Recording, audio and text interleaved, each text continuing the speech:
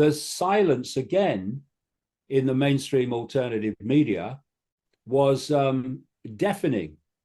And it's interesting, you know, how many of these mainstreamers who talk about freedom of speech have called out Trump's targeting of, quote, anti-Semitism, which they will decide whether it applies or not, which is, as you rightly said earlier, it's basically criticism of Israel. And another thing that's happened, you've probably seen this, is that a law has been passed in the Israeli parliament for jail sentences, 5-year jail sentences, for anyone who, quote, denies October the 7th. And of course, what you're looking at is an expansion of that definition to anyone who says October the 7th was allowed to happen. So why did the Israeli government, military, and intelligence network allow it to happen? Well, then I want to dedicate this next one to an absolute piece of of a human being. We need to love this world into a state of love. There is no other way of doing it. The pronouns was, were. Love is also about putting yourself on the line, speaking your truth, standing up against oppression. Because if you touch, you will get banged. Rest in peace, Charlie Kirk, a piece of The reason you're doing it is because of love, because you want this world so badly to be what it can be.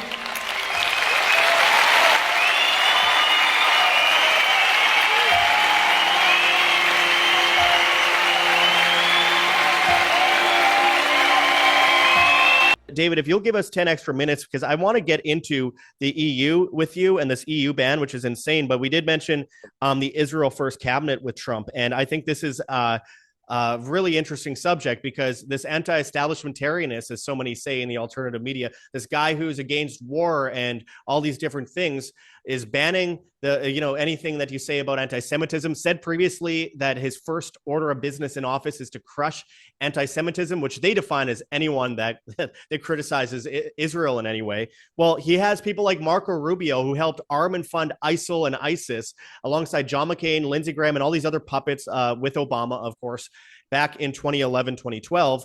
As a Secretary of State, you have IDF soldiers actually working in his government right now. And they are basically bowing to Israel, saying that they will perpetuate the war in Gaza, perpetuate a war with Iran, all these other places, Iran being one of Russia and China's top allies. It seems such a concerted, scripted, manipulated, manufactured effort to actually bring the world into war by design.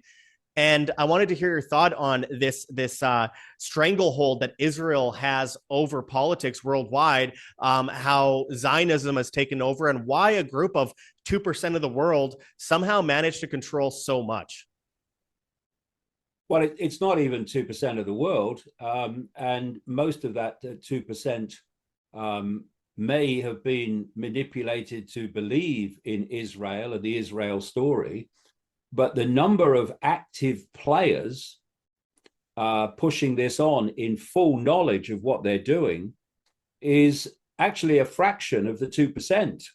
So you're talking about a tiny number of people.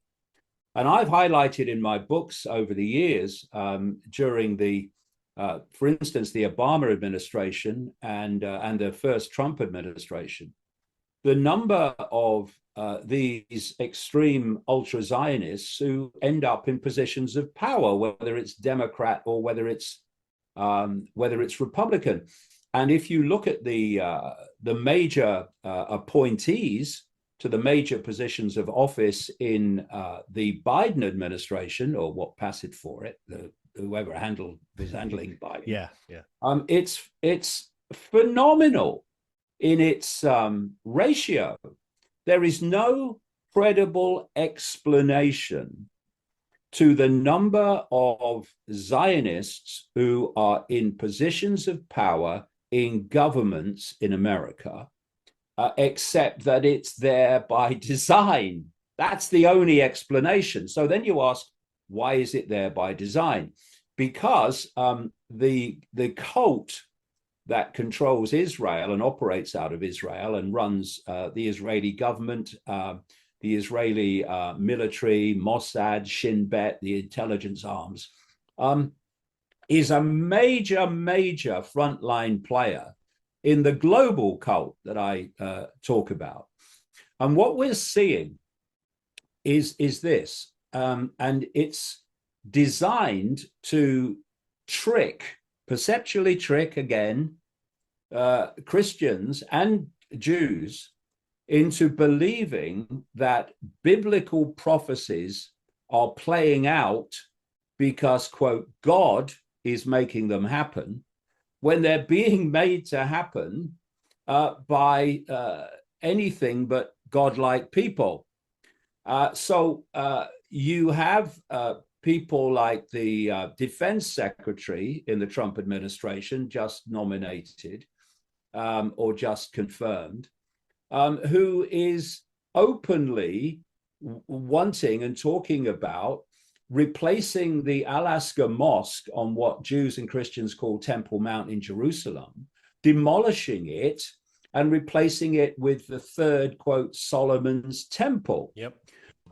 And these things are playing out. If you look at the detail that's happening in Israel, the fine detail of what is said to happen, the sequence that's said to happen to the emergence of the temple, is playing out in fine detail. And so a few years ago, what you would have said if you had pointed this out, what would be said to you is, it will never happen, can't happen. Or can you imagine what the Muslims would do if they tried to do that? Oh, there'd be hell to pay. There'd be a total rebellion. Yeah, well, just roll forward a few years and look at it now.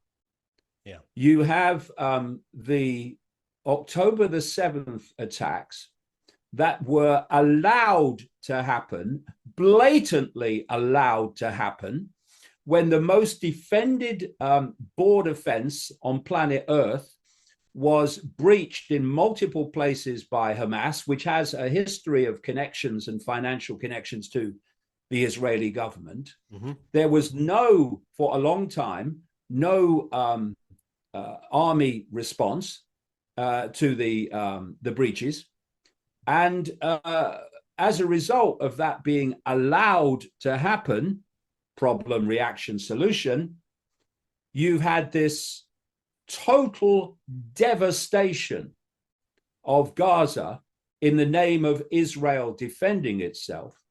And you've had tens of thousands of men, women, and unbelievable numbers of children killed and maimed for life. Now, we've had this fake ceasefire. That's what it is. It's just buying a time, and it's getting Jewish hostages out of Gaza. I'm all in favor of that. But it's not planned to remain. And Netanyahu has said that quite publicly. And their finance minister Smotrich has also said that they're going to go all the way through Syria to Iran, the Greater Israel Project. But also the day that they said they were releasing these hostages and they were getting these Jewish hostages back and they were doing a ceasefire, Israelis were also in the street protesting them putting in a ceasefire. So this whole time they said it was all about the hostages. Clearly it wasn't when they're setting buildings on fire in Israel because they dared to bring in a ceasefire. They had signs in the street saying, kill them all. I mean, there's something very psychopathic about the agenda over there. Yeah, well, we need to get in another time to the lifelong programming that Jewish people in Israel go through. Yeah, to bring them to that state of mind, and it starts when they're children. Anyway, so during this ceasefire, what's been happening? The Israeli army and the other psychopaths called settlers have been targeting the West Bank, the so-called occupied West Bank, which should be Palestinian land. And they've Yeah. been stealing homes, as they have been for years and years and years, and they've been stealing land. And this is something that's very, very important if people haven't come across this in relation to Trump.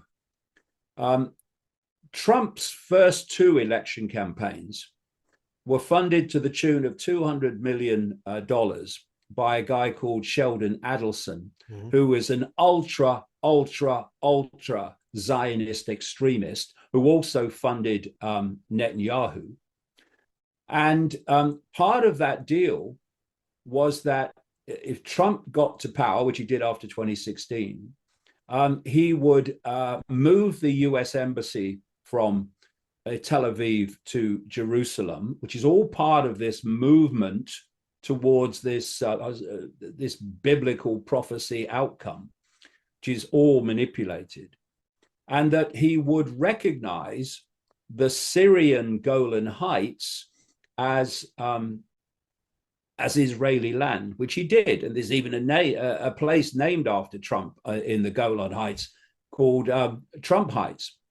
And then this time, this election campaign, when Sheldon Adelson is now in another dimension, I'll have a good shot at which one it is.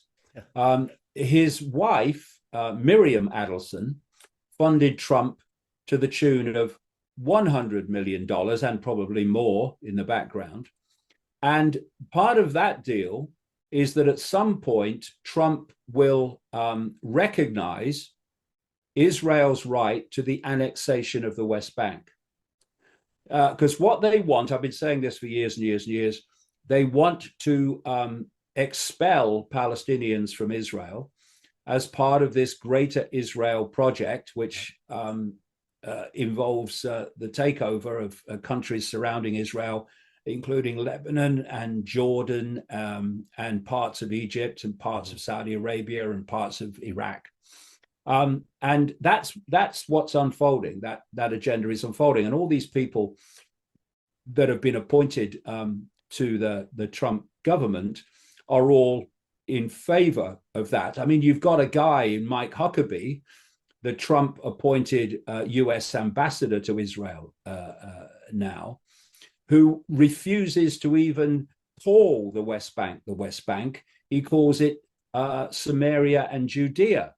Yeah. And he says that there is no occupation and that the Bible gives Israel the right to that land. I mean, the man's a moron. Yeah. But, morons are useful because they'll do whatever they're told and believe whatever they're told. And this week, of course, as well as the targeting of anti-Semitism in America by Trump, we've had him in that plain press conference talking about how he wants the Palestinians in Gaza, like 1.5 million of them, to be relocated into Jordan and Egypt. Mm-hmm. And he's doubling down on that now by saying, despite Jordan and Egypt's resistance, they will do it. And if you just put aside the fantastic amounts of money in recent years that have been given to Ukraine, the top three of the recipients of US funding, top three countries, are Israel, Egypt, and Jordan. Mm-hmm. So when he talks about, we do a lot for them, indicating that's why they'll do it, he knows he's got negotiating and leverage on them with that money, which runs to billions. And this moving out the Gaza Palestinians into other countries is absolutely part of this plan for that part of the world that's been unfolding for a very long time. Because, I still see Josh, shakes his head, can't bloody believe it. I still see people, even in the Middle East, and countries around the world. Like we've got an imbecilic foreign secretary in Britain called David Lammy, and they talk about they support a two-state solution. Well, look at the land now occupied by Palestinians. There is no land left for a two-state solution. Israel wants a one-state solution. That's been the point all along. Yeah. And the rest of it has been just window dressing and talks, which are planned to go nowhere except a one-party state. So you put all this together and add to that the fact that Trump, immediately after he took office, removed sanctions on settlers taking over West Bank land, Israeli settlers, that he's removed all restrictions on US arms supplies to Israel, and he's now removed restrictions on 2,000-pound bombs being shipped to Israel. You get the picture of where this is going in his administration. Well, absolutely. And we got to wrap up right away. I want to point out I met Sheldon Adelson many years ago when I lived in Las Vegas. He basically took over Las Vegas from the mob years ago before he passed away, and it kind of shifted from one hand to the other. But anyway, yeah, they're pushing the Greater Israel Project pretty hard right now. Nile to the Euphrates. We're seeing it take place. They said they would take Syria. Then a month later, there's this uprising with HTS, formerly Al-Nusra Front, which is armed and funded by Israel. And Israel magically comes in, though they had nothing to do with it, they say, a week later and takes over the place, kicks everyone else out. These Al-Qaeda type insurgents are, for some reason, anti-Palestinian, which kind of explains everything we need to know. So it's a clown show on the global stage right now. And I wanted to finish off with talking about one of the biggest clown shows I've seen in the last few years is your ban from the European Union, which is unbelievable. Almost no one's talking about it. And it's a blemish on the basis of freedom and free speech and all these different things. The fact that they are banning you means that they're afraid of you. All you were doing was going to an event to speak, and they shut you down a few years ago. Then you had a recent hearing, and they stood by their ban on your entry into the European Union. And not just that, they banned your speech from being spoken by other people. They banned your image. I mean, I can't even imagine, if we went back 20 years, if this were to happen, there'd be a lot more people riled up about it, but everyone's got their blinders on right now because they like their own mainstream alternative media narratives that will keep them with full of hopium. I want to ask you, what happened at this recent hearing, and why are you not allowed in the European Union? I'm banned from the United States, Ukraine, Venezuela, and China. Not all the countries of the European Union, though. That is a next level insanity. Can you go into that? Well, what's interesting is when you point out that this hijacked mainstream of the alternative media that goes on and on about freedom of speech, and Musk goes on and on about freedom of speech, they've all been silent when it comes to this ban, and they were silent before I started calling them out, because it was years ago now that the ban was imposed, and it's just been confirmed that it will be continued for another 2 years. Now, this is interesting, Josh, because we had the Dutch government of Mark Rutte, now head of NATO, an absolute cult gopher. Every time he opens his mouth, the cult is speaking. And it was Rutte's government that banned me for 2 years for reasons I'll come to briefly.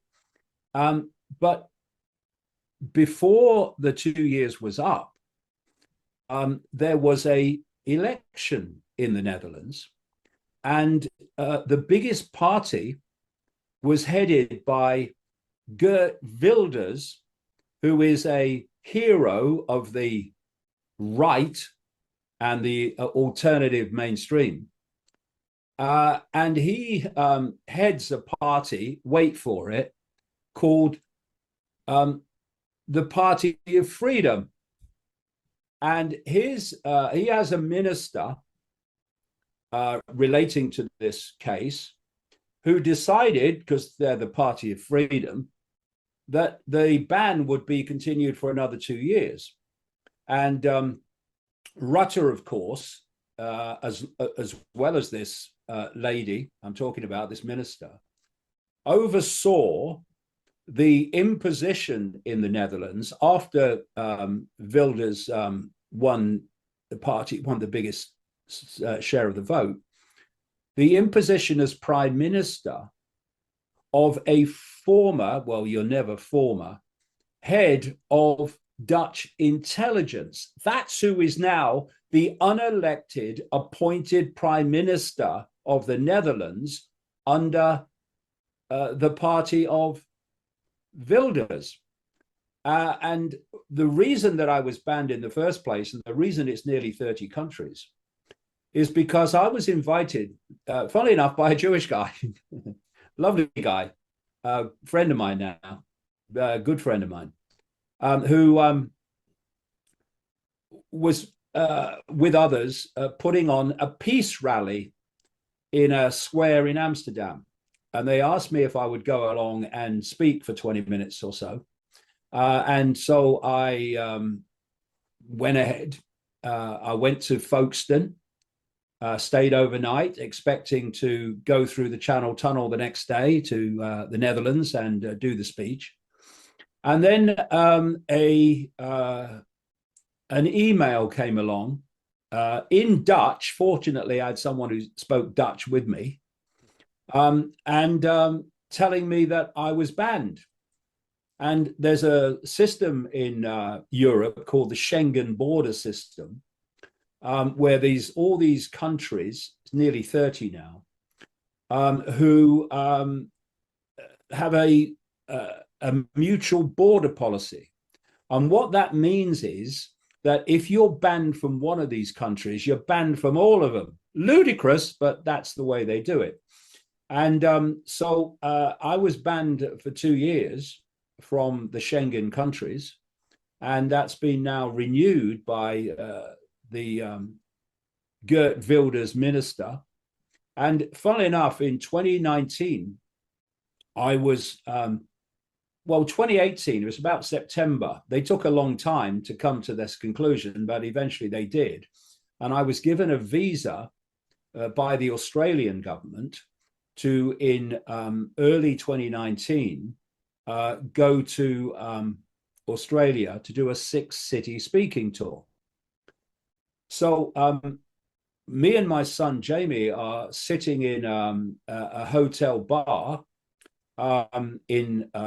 just down the road from Los Angeles Airport, to get on a bus to a plane to Australia to start the tour.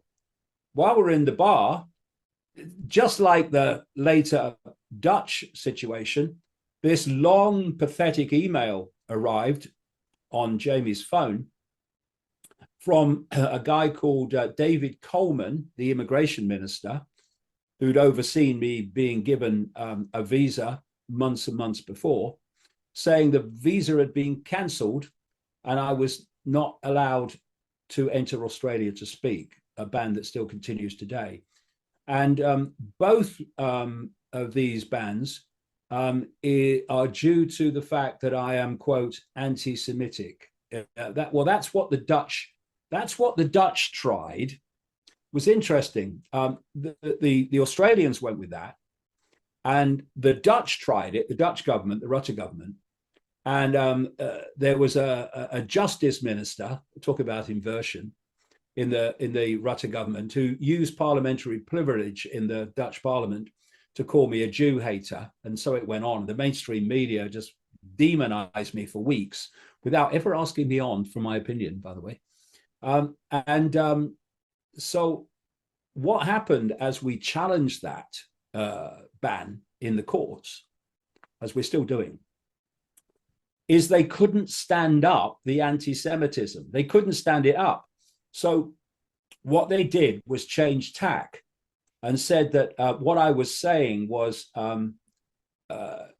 removing or reducing the people's trust in government, because I'm saying they're bloody corrupt and they're following an agenda.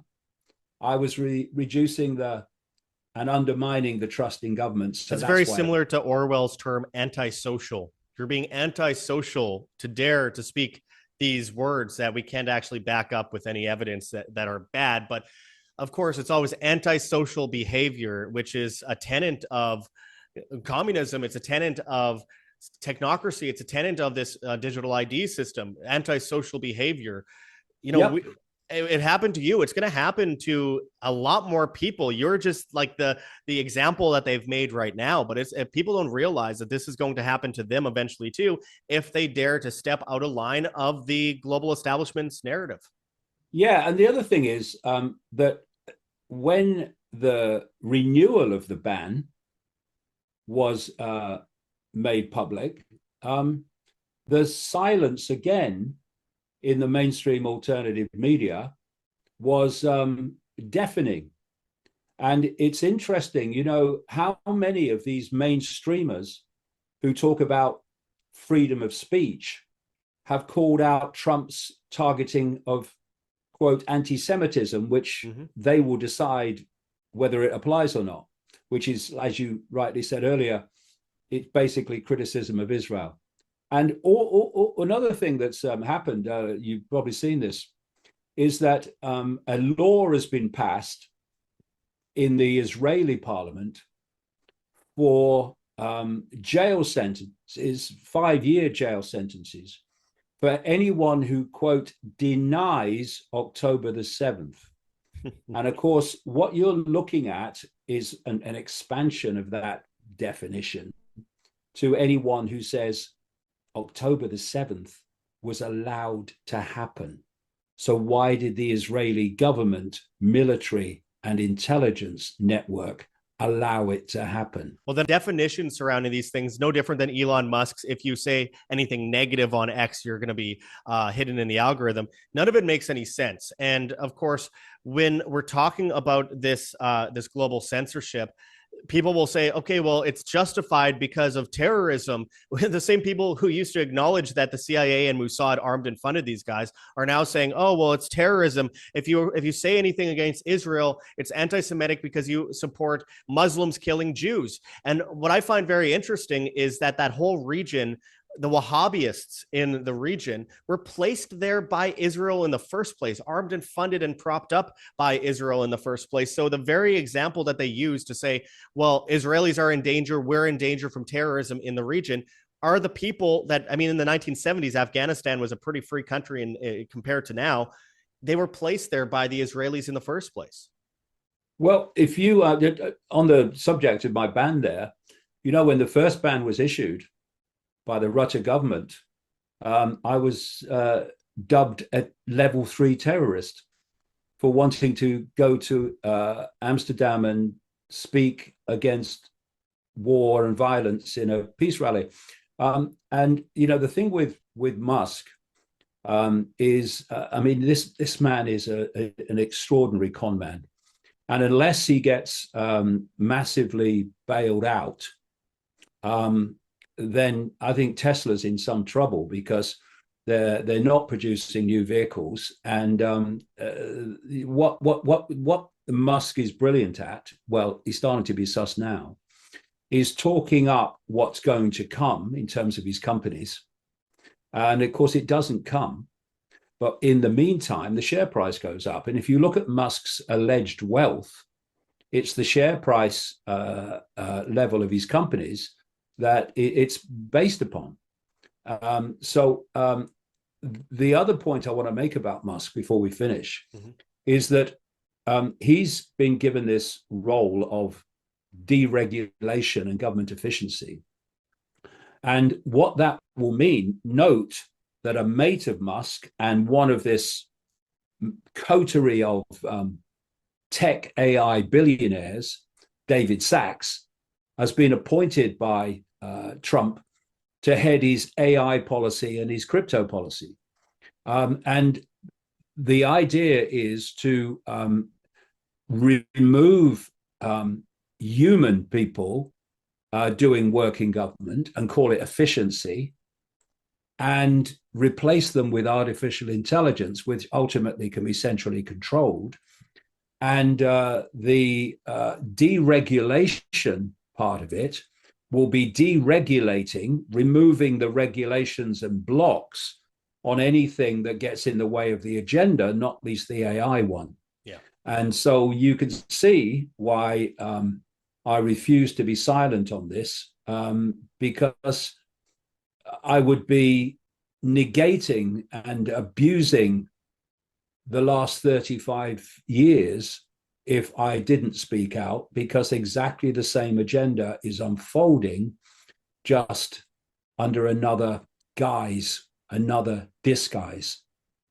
Absolutely. Well, I really appreciate you talking with us today. I know we've gone 20 minutes over, but it's always good hearing from you. There's no end to what we could talk about here, because of course we are, if we dissect every psyop in the world, we'd be going on 35 years, and it continues. So I appreciate you as always. I want to mention some of your books here. I've been reading it recently, The Dream, and I highly recommend people get the trilogy over at your website. We have links in the description. You know, this one has been very difficult to get into because it's so big, but I'm really appreciating the wealth of information in it, because this is macro information on what actually happened on 9/11, which of course another psyop we can get into on another day, regarding how everything is blamed on this side, or the alternative media blames it on this side, and there's something much bigger that happened that day. There's two things, Josh. I make it very clear, because what in the trigger about 9/11, what I do is I take the official story apart in the first half of the book. A child could do it, really. It's ridiculous. And in the second half of the book, I look at who really did it. And let's say Israel comes up again and again and again and again. And I would just say this finally: we're hearing about this plan to release the classified documents about JFK. Well, I looked into that a long time ago. Mm-hmm. And Israel is all over it. Yep. So I'll be very interested to see if that is what comes out, because if it doesn't, it's another cover-up. Yeah, Israel, the mob, the CIA are all kind of coordinated in that conspiracy. And of course, people will just blame the mob or just blame elements of the CIA. It gets so much deeper. So there are many books. I mean, I don't even know how many books you wrote at this point. There are a plethora of them. Well, again, you can check out these links in the description for books like The Trigger, The Dream, and the whole trilogy just recently, which again is a must read. And of course, people could go and check the link in the description for Iconic, where you could watch a bunch of different shows, whether it be news on topic, talking about, you know, more of the new age side of things, talking about interviews, documentaries, much more. And I highly recommend it. So there's a lot of information you could get from that. Again, in the links below, my friends, over at Iconic. And there's so much more we could go into, but I'll leave that for another day. Thanks again, by the way, for your support over the years in talking about these things, because it's a lonely world in the alternative media to those who don't go along with the mainstream alternative media narrative. I've been deep sixed by almost everyone, and you're one of the only people that still actually shares some of my content. So I really appreciate that. No problem. I'm just interested in the truth, mate. If anyone who speaks the truth, I'll share it. You know, people have said to me, "Oh, you're just having a go at everybody," but I'm having a go at those people who I say are misleading the people. I'm actively supporting everyone who is seeking to tell the truth. I would just say that in terms of the New Age and Iconic, it's more the nature of reality than the New Age, because that's another cul-de-sac. That's another one that got hijacked a lot. Well, and it's another round and round the garden that basically goes nowhere. But no, nature of reality, I do a lot on that on Iconic. Well, it's amazing stuff and amazing content that I urge everyone to check out, people like Richard Willett doing amazing work. Of course, Jamie and Gareth Icke doing amazing work over there as well that I urge people to check out. I'll be talking with Gareth soon over in Acapulco, Mexico in the coming weeks. And And as always, I really appreciate everything you've done and continue to do. And I hope to talk again soon because there's a lot more to unwrap. Oh, shoot. Not kidding. Cheers, Josh. All the best, mate. Cheers. This whole October 7th thing, we can see it clear now, people. David said it earlier, and those videos were banned, censored, deleted. But it's so clear, people, and it brings you back to 9/11 and what happened on 9/11. It was clearly allowed to happen. Clearly. And we see the agenda unfold now. Why they wanted it to happen? To justify this reaction, this genocide, this high level of evilness, children dying, families broken apart, hunger, starvation. It's the evilest of evil, people, and it's been done by the holy people. Yeah, the holy people, they are the one doing this, people.